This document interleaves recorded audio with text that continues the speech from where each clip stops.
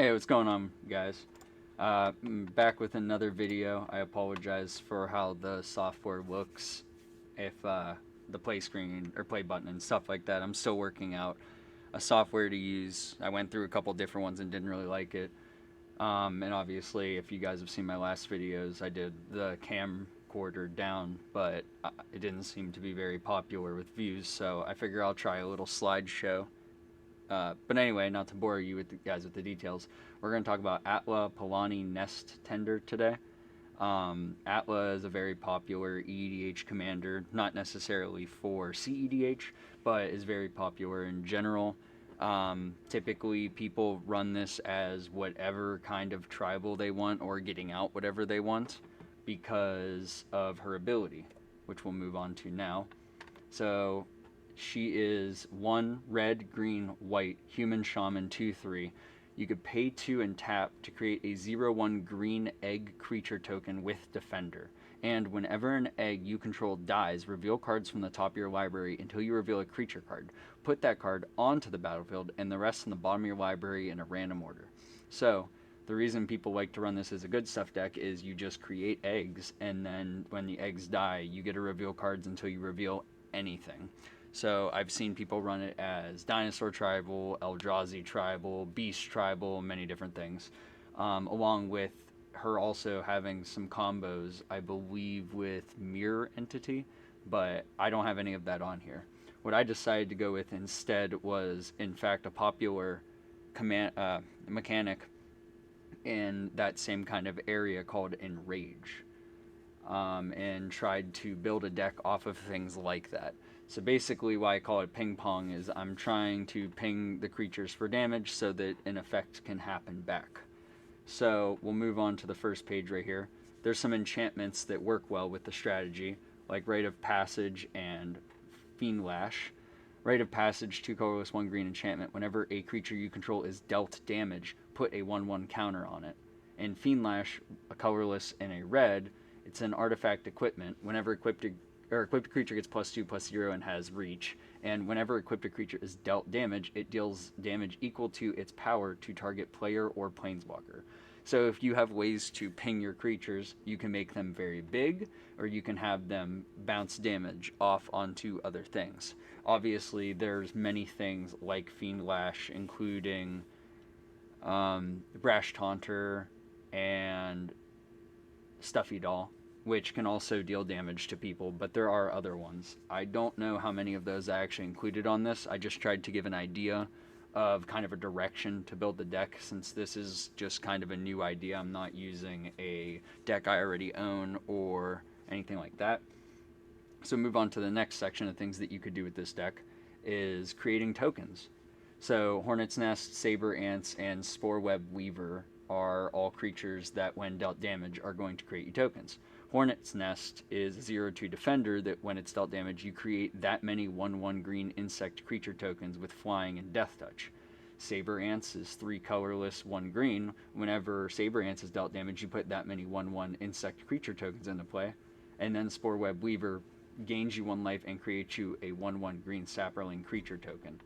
So if you have ways to deal damage to each creature on the battlefield, which I'll show you ways later, then you're able to quickly make an entire army of 1/1s. Hornet's Nest is particularly a really nice one, because if you have any way to ping it at instant speed before combat, or before declared blockers, I guess to be precise, you could create a 1/1 flying death touch creature, which can incentivize a lot of your teammates not to, or not teammates, your opponents, not to swing at you, because they don't want to have to trade possibly their best creature, their big swinging guy, or whatever, into a death touch creature.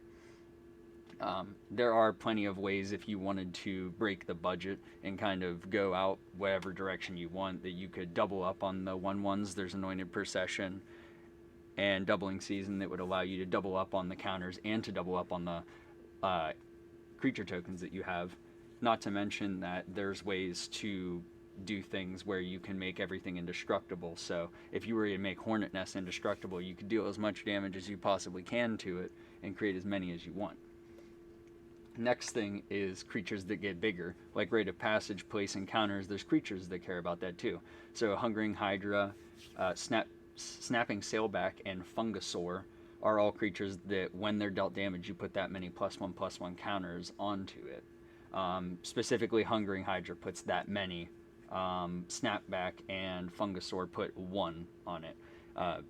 The good thing about the Hungering Hydra is it can't be blocked by more than one creature. Snapback, so you're not going to trade Hungering Hydra typically when you swing in. Snapback is really nice because it has flash, so you're able to throw it out there, throw somebody off, and then block their creature, which will put a +1/+1 counter on it if it's lower than a 4. You could also just flash it out and then deal damage to it before your turn starts to give yourself a big creature. And Fungasaur is actually, there's another version of it that came out in the Mystery Booster Pack that I pulled, and when I originally pulled it, I thought it was an expensive card, so I kept it around, but it's not worth anything. Which is the cool thing about this deck. A lot of these creatures are surprisingly cheap. They just happen to work really well with the strategy. So we'll go on to the next one. There's a lot of creatures that, when they're dealt damage, give you some kind of benefit. So Ripjaw Raptor and Ranging Raptors are the two best that I saw when looking through to build this deck idea. Ripjaw Raptors is 2 colorless, 2 green, and it has Enrage. So whenever it's dealt damage, you get to draw a card. So basically, every single ping that you do, and some of them deal damage to each creature on the battlefield, you're going to draw a card for each one. And if Ranging Raptors is out for 2 colorless, 1 green, when it's dealt damage, you get to search for a basic land card, put it on the battlefield tapped, and then shuffle. So if you have some ways that I'll show you in a second, you're able to ping this creature multiple times per turn. You'll be able to search 3 or 4 lands out, which in this kind of deck is pretty crazy. Not to mention that for 2 mana, we can create an egg, ping that egg, and also draw into something like this to throw out. And it can't be countered or anything, so it's just a very nice strategy to have. So now on to ways to deal damage. We have Pyrohemia, Raging Swordtooth, and Prodigal Pyromancer. I don't know why the Pyromancer was easier to say than Raging, but whatever. Anyway, Pyrohemia, 2 colorless, 2 red, enchantment. At the end of your turn, if no creatures are in play, you sacrifice it, which isn't usually going to happen. And for 1 red, you can deal 1 damage to each creature and each player. So the downside is this is going to hurt us, but there are creatures that when they're dealt damage, we gain life, putting us in a situation where we can slowly ping all of our creatures, get a lot of benefit, also possibly wipe the board of tokens and weaker creatures that we don't want to see on the board.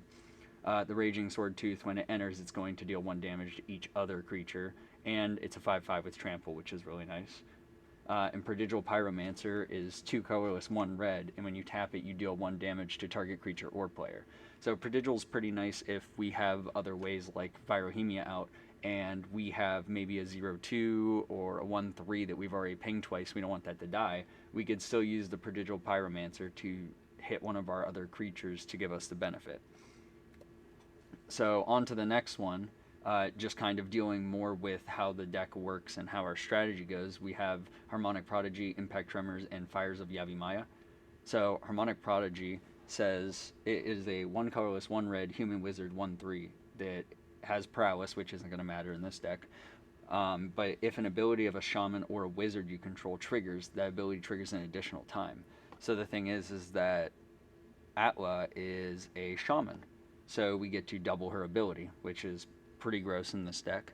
Once we get an egg out, we can do different things, and we could double down on that and really just throw our entire deck onto the battlefield. Deck, I said, just in case. For 1 colorless, 1 red, there's an enchantment called Impact Tremors that whenever a creature enters the battlefield under your control, it deals 1 damage to each opponent. So this is also really nice when we're creating things, creating tokens and different stuff. We can slowly wipe the entire board down, not to mention that if we have our egg out, we can deal damage to the egg reveal until we hit a creature, which will deal damage. This is one of those enchantments that if it sits there long enough, we're just going to win the game. Unless somebody like combos off, of course. That's really the only way to get around that kind of thing going on. And Fires of Yavimaya is 1 colorless, 1 red, 1 green enchantment. Sorry, I thought I heard my dog. Anyway, it gives creatures you control haste, and you can sack it to give target creature +2/+2 until the end of turn. Having haste is a really amazing thing in this deck because if you're able to double down on the counters or the eggs and you're able to get them out, you can flip into creatures and then swing out and wipe the board on the same turn, which is incredibly nice. So that's the end for this deck idea. In general, I don't think it's going to be a super high powered deck, but I do think that it would catch a lot of people off guard. I think that people, when they start to see what's going on, they're not going to think much of it, but once it starts to kind of snowball off and do its thing, I think that a lot of people will already be past that point where they're really able to do much about it. Obviously, if you're playing against certain deck styles, it's going to stop it, but in general, I mean, there's always that argument against every deck. So let me know what you guys think. I'm curious if there's any other cards. There are some that I have sitting aside that I was looking at, like Terror of the Peaks deals damage when creatures enter. True Fire Captain also deals damage to people when it's dealt damage, and other things like that. But yeah, and if you guys have an Atla deck that you want to share, let me know in the comments. I'd like to see your guys' deck list also. I know that the Commander has a lot of ways to build around it, so there's a lot of interesting styles and things that you could do. But, alright, that's it for this video, guys. I'll catch you guys on the next one.